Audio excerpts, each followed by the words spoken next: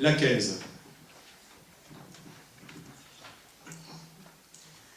Sophie. Donc une délibération qui dans un premier temps va nous permettre de renouveler notre politique sociale en faveur des transports scolaires, donc la participation de la municipalité aux frais de dossier des transports pour un montant de 10 € pour les personnes qui s'inscriront jusqu'au 31 juillet. Au-delà, des pénalités seront appliquées par le Conseil général et la municipalité, bien entendu, ne prendra pas en charge ces pénalités. Nous participerons aussi pour le complément RTM pour un montant de 80 €. Donc ça, c'est la première partie de cette délibération. Cette participation se fera par l'intermédiaire du CCAS, bien entendu, et pour des ayants droit, avec le plafond en fonction des plafonds CAF. Et dans un deuxième temps, cette délibération permet au maire d'informer que le Conseil général a créé une nouvelle façon de s'inscrire pour ces transports par l'intermédiaire d'un site internet. Donc il y aura deux façons, soit les personnes s'inscriront sur ce site, du coup feront l'avance des frais et passeront ensuite par le CCAS pour le remboursement, soit elles continueront à le faire comme elles l'ont toujours fait, directement en mairie, avec leur dossier fait au niveau du CCAS, elles viendront ici et du coup elles ne feront pas cette avance.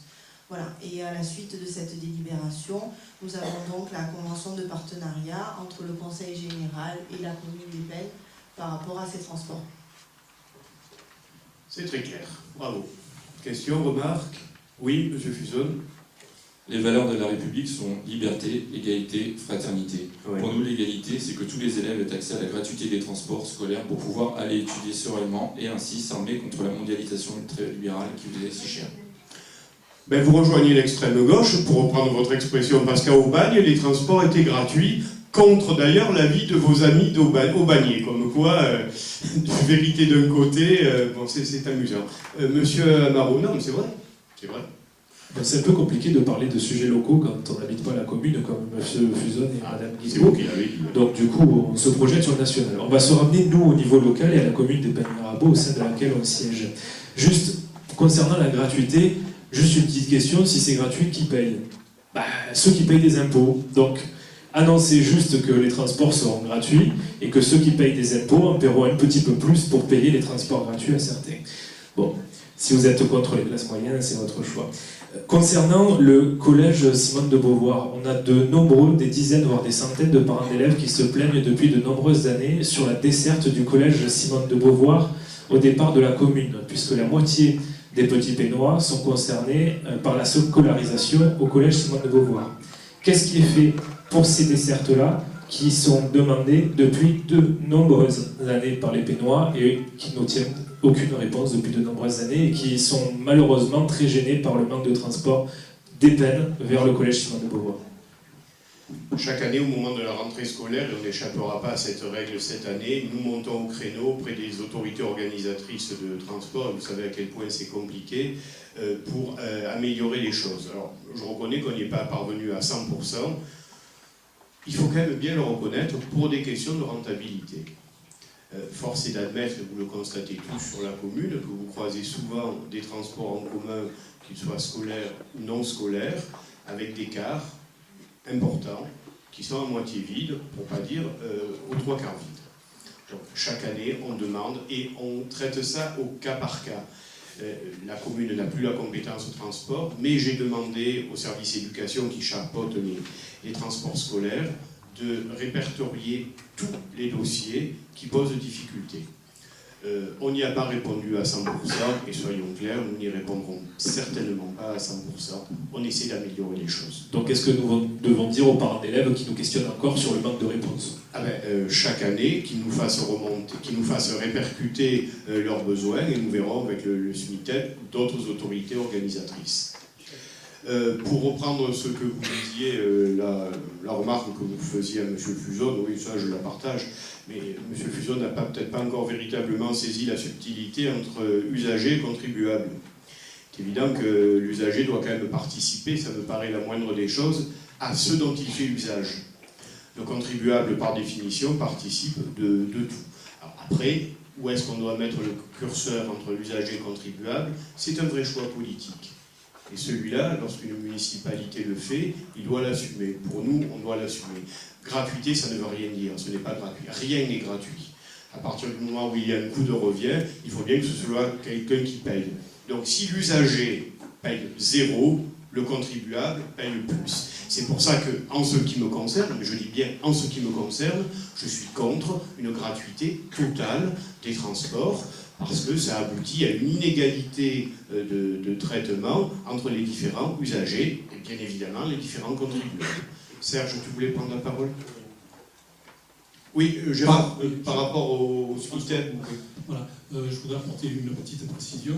Dans toutes les années, on se rencontre avec l'autorité organisatrice qui est le SMITEB pour ces lignes. Nous avons fait une réunion donc, il y a à peu près 3 semaines où étaient présents les établissements, la plupart des établissements du Coq-Colombe Dessert, ainsi que les associations de parents d'élèves. Tous les problèmes nous ont été remontés. Et donc, nous allons essayer de traiter pratiquement au cas par cas toutes les situations, et ce, en rapport avec le service éducation. Voilà. Donc aujourd'hui, on est pratiquement prêt à répondre à toutes les préoccupations. Serge ? Oui, par rapport à cette question des transports, c'est vrai qu'il faut faire remonter tout de notre côté, on fera aussi, on fera remonter les points sur lesquels je vais insister, mais bien sûr, il y a les étudiants, ceux qui vont à la FACAEX, qui sont vraiment pénalisés, d'autres aussi, les collèges, comme tu le soulignes, bien sûr. Mais il y a des points précis sur lesquels j'insisterai. Et je le relie à la question des étudiants qui vont aller à l'IUT, qui n'ont pas d'autre moyen que le car.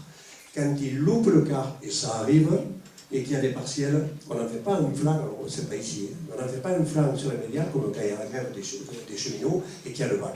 Parce que quand des étudiants, et ça arrive, c'est arrivé, et on en a parlé, ils arrivent, c'est une partielle, ils sont marrons.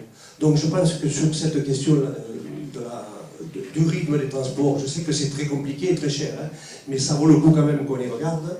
Et un point, et c'est le dernier, les élèves, on est vraiment pas lotis, il n'y a pas de lycée ici, j'apprends rien à personne, mais moi je trouve, j'ai jamais pu digérer de voir des jeunes à 7h moins bien le matin dans la rue pour aller au lycée, comme du temps où ma fille le faisait déjà. Je crois qu'il y a des points sur lesquels il faut qu'on insiste. Je sais que c'est difficile, mais c'est pas parce que c'est difficile qu'il ne faut pas oser.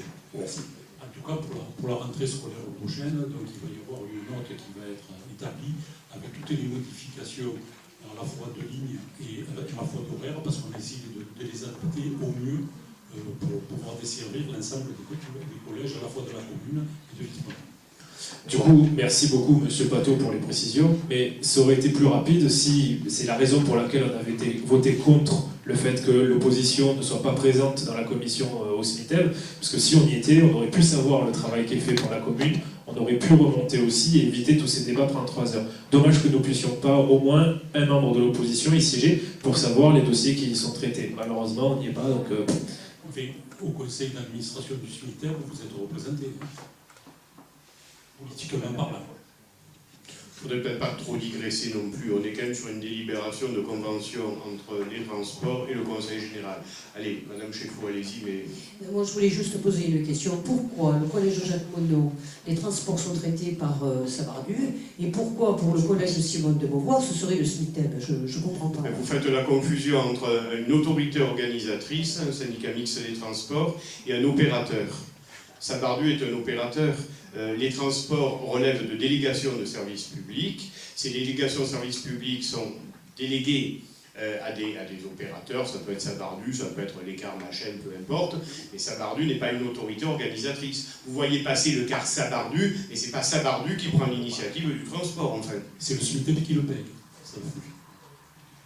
Renseignez-vous quand même. Bien, allez, je me vois pour la 15. Qui est pour? Qui est contre? Qui s'abstient? 3 abstentions.